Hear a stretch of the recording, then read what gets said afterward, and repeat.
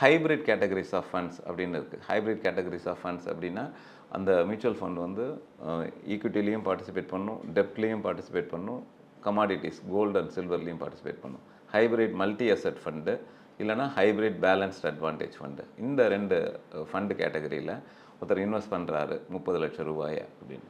அந்த 30 லட்ச ரூபாயை இன்வெஸ்ட் பண்ணிவிட்டு அடுத்த மாதத்துலேருந்தே அவர் அதுலேருந்து என்ன பண்ணுறாரு அப்படின்னா 30,000 ரூபா சிஸ்டமேட்டிக் வித்ட்ராயல் பிளானில் ரிடீம் பண்ணி எடுத்துகிட்டு வர்றாரு. இது எத்தனை வருஷத்துக்கு எடுக்கிறாரு அப்படின்னா தொடர்ந்து ஒரு 20 வருஷத்துக்கு எடுத்துக்கிறாரு.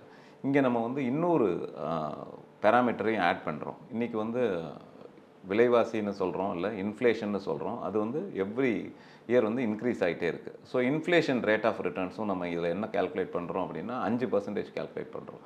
ஸோ வருஷத்துக்கு 5%. ஸோ ஃபஸ்ட்டு வருஷம் வந்து ஒரு 30,000 ரூபா இன்வெஸ்ட் பண்ணுவார். அதுக்கு அடுத்த வருஷம் வந்து 5% ஆட் பண்ணி அவரோட வித்ட்ராயல் அமௌண்ட்டும் வந்து இன்க்ரீஸ் ஆகிட்டே போகும்.